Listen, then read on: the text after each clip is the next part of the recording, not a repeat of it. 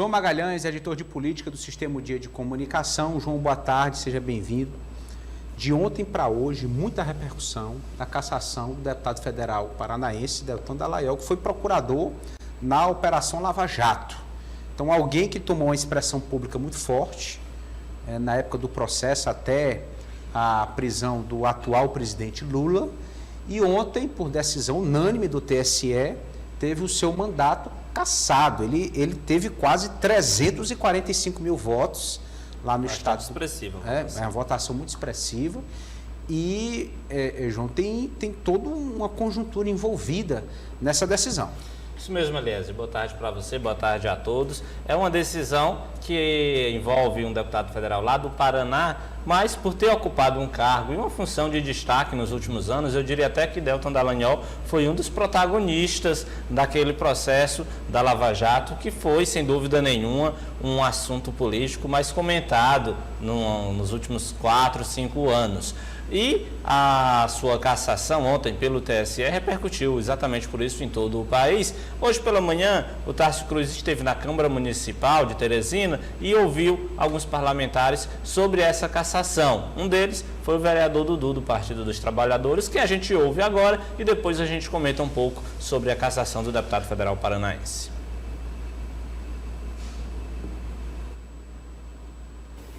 Olha, com o sentimento de que a justiça, ela sempre vai prevalecer. Quando eles armaram todo aquele circo, armaram toda aquela articulação para prenderem o Lula, tirar o direito político do Lula, e o Dallagnol foi um dos grandes articuladores, e depois a casa começou a cair para o lado dele. Desde aquele R$1 bilhão de recursos que eles queriam botar no fundo, para que o próprio Ministério Público e a associação deles administrasse aquele robusto recurso, ao que ele fez de ações aí em relação ao processo do Lula lá na Lava Jato e outros mais brasileiros. Aí ele sofre várias penalidades no nível do Ministério Público Federal, 15 processos administrativos, e antes de o primeiro ser julgado, que poderia afastá-lo do cargo, cassá-lo do seu cargo de procurador da República, ou uma aposentadoria compulsória, ele sabidamente usou do artifício de sair do Ministério Público Federal para pleitear uma candidatura, se elegendo e aí, dessa forma, camuflando a lei da ficha limpa que ele tanto falava na Lava Jato. Ficha limpa, aonde ele próprio tentou burlar. Então o TSE, por unanimidade, inclusive com o ministro Cássio Cunha, que foi nomeado pelo Bolsonaro, votou pela cassação, ou seja, pela lama que ele jogou na própria história, ao ele próprio usar de um artifício esdrúxulo para sair candidato, se afastando lá do Ministério Público. Então, feliz? Não estamos felizes, eu tenho convicção, nenhum petista está feliz. Agora, com o sentimento de que o mal por si só se destrói, esse nós temos. João Magalhães, o vereador Dudu trazendo a sua análise, né, do fato, do que aconteceu. Um olhar, né, altamente partidário, obviamente. Sim, e João, chama a atenção porque a decisão foi por unanimidade. Sim, Eliezer. O vereador Dudu, obviamente, tem toda a razão nos fatos que ele narrou e, claro, que ele tem um olhar partidário, afinal de contas, o PT, Lula, enfim, os petistas são adversários políticos, né, de Deltan Dallagnol e já enxergavam assim, ainda enquanto ele ocupava o cargo de procurador federal lá no Ministério Público. De fato, do ponto de vista técnico, né, o que ocorreu? Tentando resumir aqui. Deltan Dallagnol foi, de fato, denunciado no Conselho Nacional do Ministério Público, que funciona como uma espécie de corregedoria, né, do Ministério Público Federal, e aí em procedimentos e inquéritos preparatórios, né? Antes desses inquéritos realmente se transformarem em processos administrativos disciplinares, Deltan, né, já prevendo que isso iria ocorrer, acabou pedindo exoneração do Ministério Público. Ele abandonou, ele abriu mão do cargo, pediu demissão, vamos dizer assim, do cargo de procurador da República. Com isso, obviamente, que aqueles processos administrativos ficaram encerrados. Afinal de contas, se ele era servidor do Ministério Público, na medida em que ele deixa o cargo, não tem mais como o Ministério Público puni-lo, né, por questões administrativas, por questões funcionais. Com isso, ele evitou que esses processos andassem e lá na frente ele pudesse ser considerado ficha suja, porque se ele não foi julgado, obviamente que não teve como ser condenado. O Tribunal Superior Eleitoral, né, julgando ações de alguns partidos, entendeu que ele cometeu uma fraude num pedido de registro de candidatura, ou seja, ele pediu a exoneração do Ministério Público como forma de evitar que fosse julgado e, consequentemente, punido. Então, isso, né, fez com que ontem o Tribunal Superior Eleitoral decidisse por unanimidade pela cassação do parlamentar. Do ponto de vista técnico, foi isso que ocorreu. Agora, é preciso também que a gente jogue luz em algumas questões que eu considero, assim, no mínimo estranhas. Em que sentido? Primeiro, foi um processo que correu muito rápido. A gente não pode negar, e a gente que trabalha com jornalismo político, a gente sabe que existe pedido de cassação de vários deputados federais, de vários senadores, e muitos deles são julgados quando o mandato está encerrando. Às vezes o mandato encerra e aquela ação não é julgada. No caso de Deltan Dallagnol, houve de fato uma celeridade no ambiente judiciário que provocou essa rapidez, né, no julgamento. A gente está no 5º mês do mandato e o processo já chegou na Corte Suprema, no caso do Tribunal Superior Eleitoral. Não estou dizendo que o que o TSE fez foi uma injustiça, não, mas o ideal era que essa celeridade ocorresse contra todos os políticos de todos os campos. Em todos os processos. Todos os processos envolvendo todos os partidos, PT, MDB, PSD, PL, enfim. Até porque quando a Justiça leva com celeridade determinados processos e esquece outros em suas gavetas, aí fica parecendo mais uma espécie de perseguição ou uma vingança, e obviamente que justiça não é para perseguir, justiça não é para se vingar e muito menos justiça é para ter lado. A justiça é para tratar todos com imparcialidade,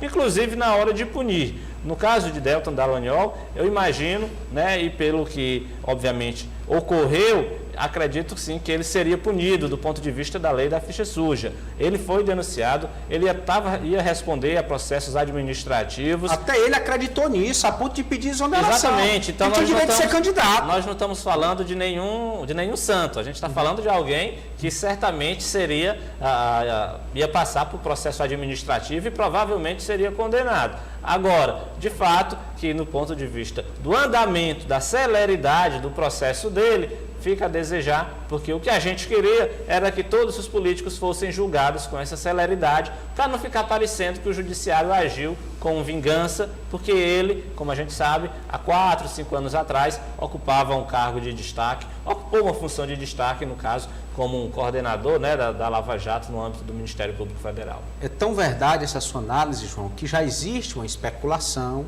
de que o senador Sérgio Moro pode ser cassado também. No caso dele, fila, né? Como falhas, se tivesse uma fila. Isso, falhas na prestação de contas. Argumento que já cassou outros senadores. Isso é de certa forma preocupante, né, Eliezer? Exatamente porque parece que a gente está vendo alvos, né, do Poder Judiciário e a Justiça acaba avançando mais rapidamente contra, de certa forma, aqueles políticos que hoje estão, entre aspas, desprotegidos no âmbito da justiça.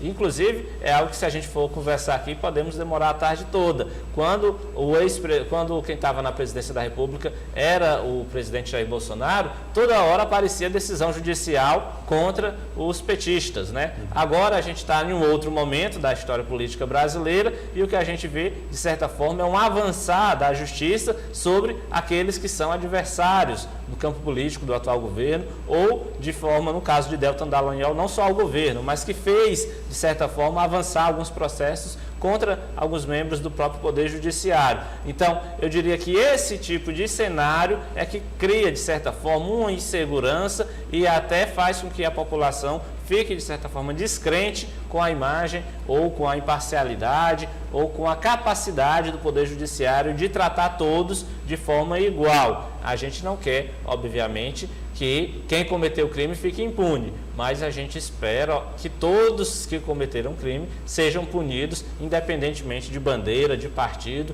ou de grupo político, ou de se estar na situação ou oposição. Verdade, João. Eu faço a seguinte reflexão: a gente precisa começar a medir melhor a consequência do nosso voto. Sim. A gente está votando em um determinado representante, mas aquele representante ele é carregado, né, de um significado, ele é carregado de bandeiras, ele representa determinado lado político. A depender do resultado da eleição, as consequências são diferentes. E nós estamos vendo isso na prática, diretamente hoje, na política do país, né? A polarização ainda pesa, ainda se fazem comparações, ainda se age conforme a preferência política. Essa polarização faz ruim. Agora imagina quando ela alcança o judiciário, né? Porque o poder judiciário é exatamente o juiz da partida. Se ele está contaminado, aí, meu amigo, pode ter certeza quando alguns que críticos... todo o resto fica... É verdade. sob suspeita. Quando alguns críticos dizem assim, só o judiciário não é eleito, é exatamente para garantir essa imparcialidade. Quer dizer, eu não preciso de voto, eu não preciso agradar ninguém, a decisão é essa, é imparcial e passa a valer. Exatamente, né?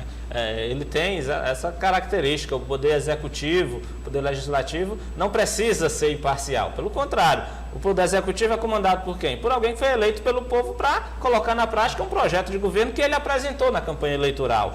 O legislativo também é formado por homens e mulheres que foram eleitos pela população brasileira para que cada um defenda lá o seu segmento, seus projetos. O judiciário não, ele de fato está lá ocupando um espaço que é sagrado e que é para ser o verdadeiro juiz de todos os atos, de todos os outros poderes e, claro, por isso que ele precisa sempre se manter ali, distante, né, do ponto de vista político dos fatos, mas confesso que ultimamente a gente tem visto um certo alinhamento, se não do Poder Judiciário, mas de setores do Poder Judiciário com determinados espectros ideológicos e isso pode fazer com que a gente caminhe para um caminho muito perigoso.